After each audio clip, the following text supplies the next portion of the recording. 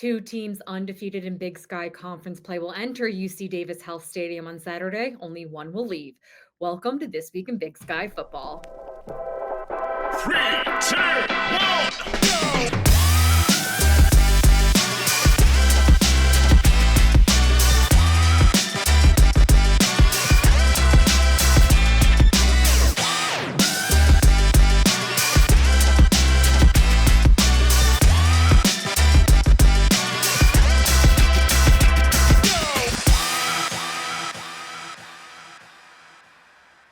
Hello and welcome to This Week in Big Sky Football. I'm your host, Megan Robinson. Montana State heads to UC Davis on Saturday for our game of the week.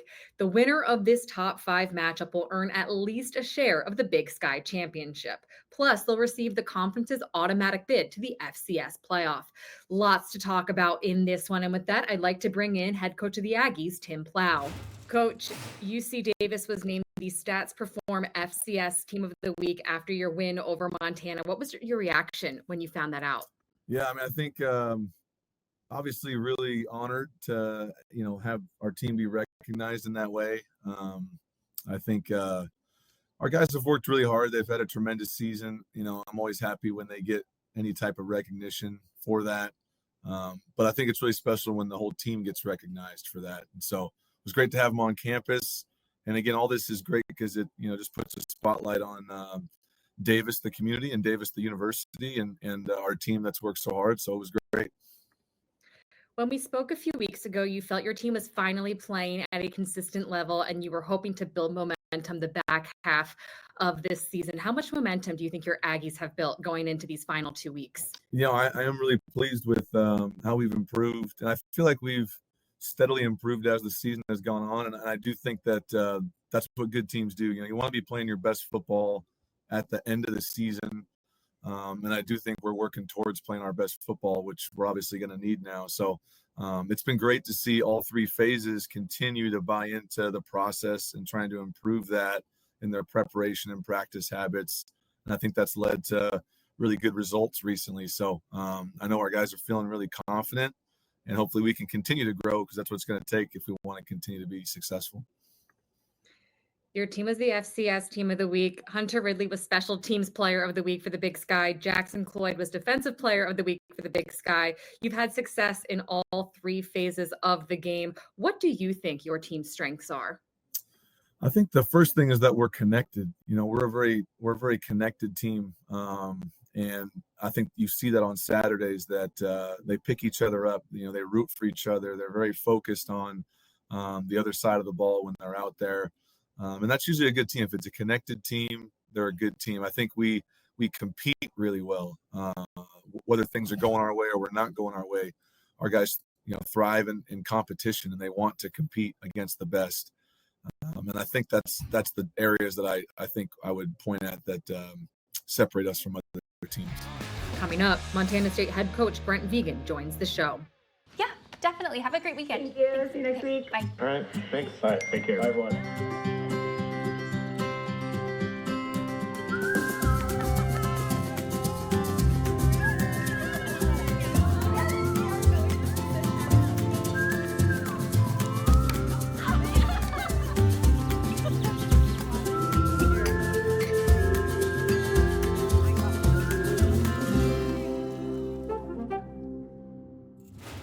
Welcome back to This Week in Big Sky Football. I'm your host, Megan Robinson, joined now by the head coach of the Montana State Bobcats, Brent Vigen. Coach, 10-0 for the first time in history. I know there's a lot of season left, a lot to still accomplish, but what does that mean to you? Well, I think, going undefeated this far into the season, I think it speaks to our consistency. I think it speaks to our leadership. Our preparation each week has to be on point, because again, any given Saturday, a team can get in your way and trip you up. So, to get it this far and to not have a blemish, it's significant and it's a credit, I think, to our players and the leadership first and foremost. Your offense totaled over 600 yards against Sacramento State, over 500 of those yards coming on the ground. How much credit do you need to give your offensive line for the success in the run game this season? Well, it certainly starts up front. And we've been able to play really 6 guys for the most part through I'd say the last 7 games, rotating at our left guard position. So I think there's a piece to that where we've been able to stay relatively healthy. Those guys play extremely hard. I think they're well coached by Al Johnson. They open big holes. I think that's what shows up each and every week is that we have really good running backs, but when you're able to navigate a pretty big hole and get to the second level, good things can happen. Of course, your running backs, Scott Trey Humphrey, Adam Jones, have both been having phenomenal seasons. But a couple weeks ago, Julius Davis returned to your lineup. What has he brought to your offense in the short time he's been back? Julius had a heck of a year last year and, had a tough injury going back to the end of April. So, I think the last couple weeks has been a transition. But anytime now we can roll out, those 3 guys, that's pretty significant, especially this deep into the season. Looking ahead to this week, your matchup with UC Davis. UC Davis held Montana to less than 100 yards on the ground. They lead the Big Sky in interceptions. They've had 2 picks in back-to-back games. What challenges have you seen their defense give other offenses? Well, I think they're really disciplined. And they give, I suppose, a variety of looks, but nothing too crazy. So it's all sound. And I think their success starts with their front, as big a front as we've seen. And those guys are hard to move first and foremost. And, I think the discipline piece is their linebackers, safeties, they're in the right gaps and they tackle really well. So, we'll have to find a way to create some space, whether that is interior wise or getting out to the perimeter, but they're gonna be where they're supposed to be. I think that's the credit to Davis's defense is, they don't allow big plays. We've talked about your running backs. Of course, UC Davis has Lan Larison. I've seen him hurdle players in at least 3 games this season, Coach. How do you prepare your guys to defend the potential hurdle that could be coming this week? Well, I don't think we can be thinking about that on the field. I think the biggest thing with him is you got to take good angles. You got to play with leverage. You got to play with pad level, all those things. And you need to get as many guys there as possible. He's incredibly dangerous in space. Then he's a big guy too, so he can run through an arm tackle. So it's about using proper technique. You like to say we limit the space that he's got to operate in, and when he does, we're just doing things correct on our end. Efton Chism III is a finalist for the FedEx Doris Robinson Scholar Athlete Award. Hear from him next. We never set out to be the largest casino resort in the Pacific Northwest. We just wanted to be the best. But we forgot that being the best means more guests wanting more action, more jackpots, more big-name entertainment, more pedicures. Well, more everything. Until one day, you look up and realize, we need a new hotel tower. The new River Tower, to be exact. Northern Quest in Spokane, Washington. Now the largest. And yes, still the best. Welcome back to This Week in Big Sky Football. I'm Megan Robinson, joined now by Eastern Washington's Efton Chism III, who is a finalist for the FedEx Doris Robinson Scholar Athlete Award. Efton, this award is presented to a student athlete in FCS college football who excels on the playing field, in the classroom, and across the community. What does it mean to be a finalist for the Big Sky Conference for this award?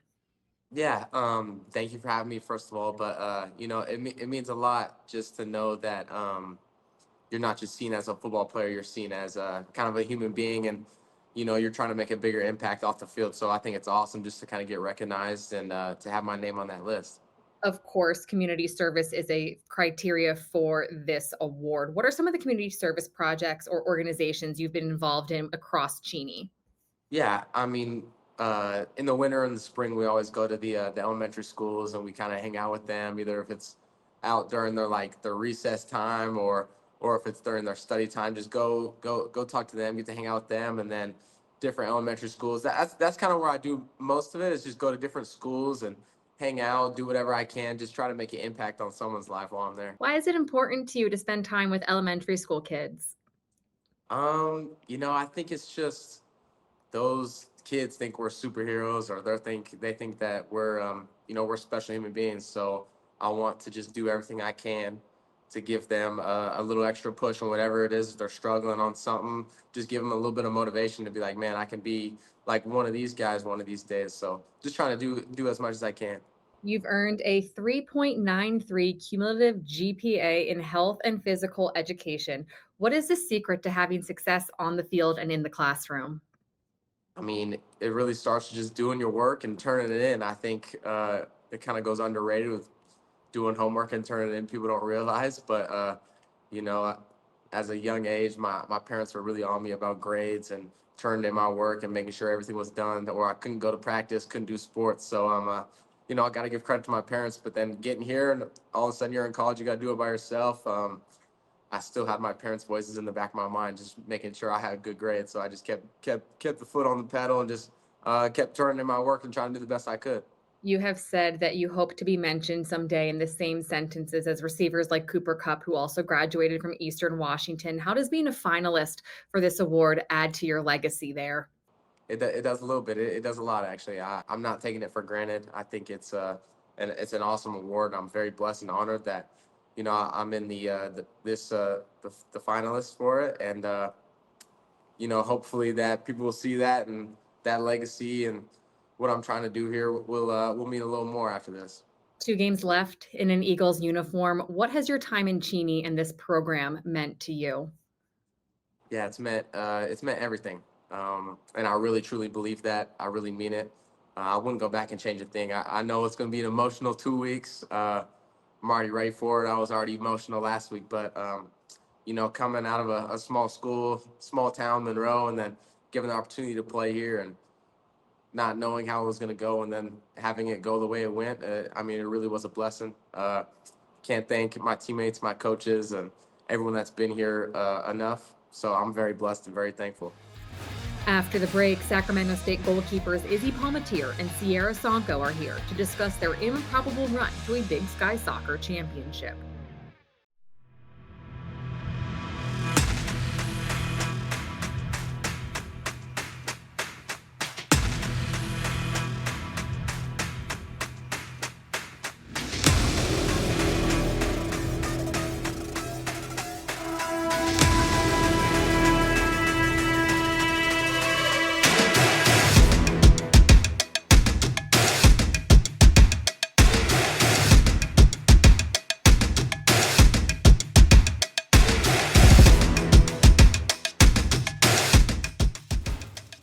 Welcome back to This Week in Big Sky Football. I'm Megan Robinson, joined now by a couple of Big Sky soccer champions, Sierra Sonko and Izzy Palmatier, 2 goalkeepers for Sacramento State. Ladies, Izzy, I'll go to you first. How would you describe your improbable run to the Big Sky Championship? I mean, people say it's improbable statistically, but knowing the character of this team and just our connections with each other, how much we've been thinking about this since even like before the beginning of our season, it makes sense that it happened. I still can't put words to it. Like, it's still like super surreal. Like, of course, like we were working so hard for this, and like we were put at the 5th seat, and I honestly went into it and I was like, let's just try as hard as we can, get whatever we can. And I was like cheering on my teammates from the bench. So I feel like it feels pretty good to have a medal on my neck, I don't know. It's pretty. Sierra, you just said cheering on your teammates from the bench. You were named the Big Sky Soccer Tournament MVP without playing a single minute of regulation or extra time. How did you stay focused on the sideline when getting ready for penalty kicks? Honestly, like I'm always locked into the game. I'm always cheering on my teammates, like watching them make a crazy tackle. I'm in there, like I'm always locked into the game. And then I was just counting on my other goalkeeper, Izzy, to lock it down for us and keep that shutout going. And we ended up going into PK, so I just had to lock in. Izzy, Sierra was talking about watching you hold it down during regulation time. But what was it like watching Sierra as she's in goal for penalty kicks? And at that point, you've done all that you can do. Yeah. I would say it's rewarding for me to see her in that spot because I know how hard she works and like, even in practice, right, we talked about it, her making those saves, and it's just like, all right, bro, this is your moment. You go do it. I'm fully cheering you on. I got your back. Like, go do your thing. Sierra, you saved 6 of those 18 penalty kicks across all 3 shootouts. Why are you so effective under that kind of pressure? I don't know. I feel like I'm just like a chill person in general. Like, I just was like, okay, like let's see what I could do. Like I kind of like already know like my routine and stuff for PK. So I was like, just keep that in your head. Like you've always been good at this. Just keep that in your head. You got it, you know? And like, we weren't like PKs is like last case scenario. So I had to like remember in the back of my head, like my mom was even telling me, she's like, you know, like if you like, she was like, if you end up going to PKs again, like don't worry about it because this is like the last case scenario. Like just try your best. So I just was keep my mom's words in my head and stuff. And I just did what I could. You were the conference's representative for the NCAA tournament. There was video of you all at the airport on Monday watching and learning that you'll be playing USC on Sunday. How are you feeling about that matchup? So excited. To also be in the LA Galaxy Stadium is going to be really cool. I think it's just going to be an awesome opportunity, and we're going to take this week to prepare for it. I'm just super excited. Like we get the NCAA coin, and I have some friends that play over there, so I get to say hi to them. But after the game, of course. But I'm just excited to see, like, just experience being in the tournament. You know, like that's just an opportunity that's slim. You know, so I'm just super excited. Still to come, voice of the Bobcats, Keaton Gillogly, joins the show for Game Picks.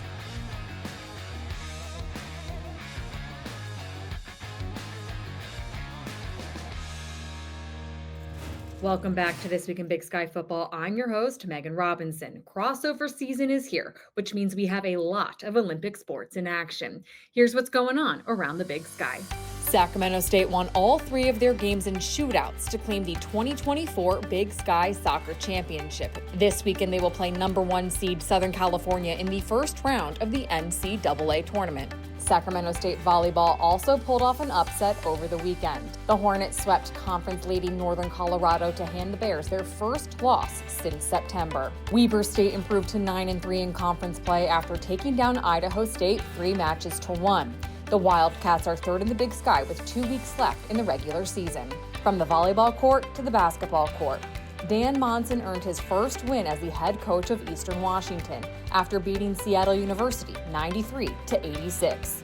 On the women's side, a career night for Montana State's Ella Johnson lifted the Bobcats to a 73-63 victory over Troy. That's what happened this week around the Big Sky.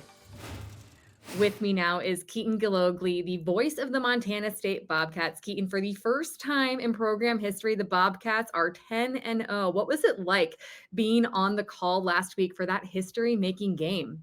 Yeah, it was fun. You know, it was it happened pretty fast. I mean, Montana State really came out running and kind of just didn't really stop. But it was a lot of fun, and you could tell there was a different level in the crowd. And you know, Montana State has just kind of stayed so focused on what's directly in front of them. Now, what's in front of them is stuff that has never been done in 120 years of playing Bobcat football. You called the brawl last season. You called the history-making game last weekend. This weekend, they are playing UC Davis for a share, at least, of the Big Sky title. What's the most exciting part of calling games where there is so much at stake? These games are honestly the easiest to call. You know, there's just so much. The storylines are so thick. They go so deep. You know, the crowd is going to be really there and exciting. And the fun part about calling a game like this is you don't need to be flowery. You don't need to be over the top descriptive. You don't need to do anything special. You can just kind of really let the game breathe and be the show and let the crowd be the show. And all you have to say is there's a Big Sky title on the line. And that is going to resonate with everybody across the Treasure State and really Big Sky country. How many Big Sky teams do you think will be in the playoffs in 2 weeks when that final bracket is set?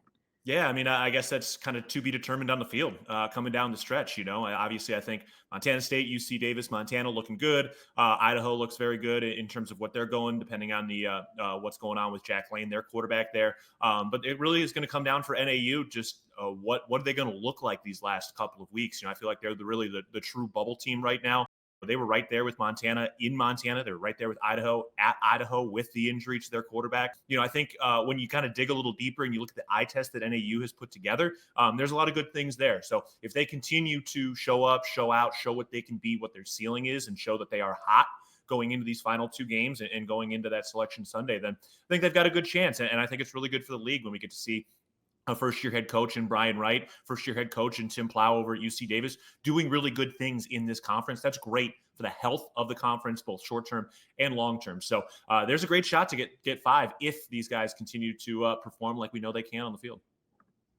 Well, let's kind of make some picks of what we think is going to happen this weekend on the field. We'll start with Portland State heading to Montana. Who do you think wins this one? As I take a look at this game, the other part is how good is this Montana defense? They struggled at the beginning of the year, put together a good stretch against some teams who are in the bottom half of the standings in the Big Sky, and then gave up 30 points to UC Davis, but they did hang a couple of 3-and-outs there. So how good does this Montana defense play, and what does Dante Chachere do? And my pick's going to be Dante Chachere taking care of business, and I think Portland State's going to find a way to get this win behind a fine senior performance by one of the great quarterbacks in this league.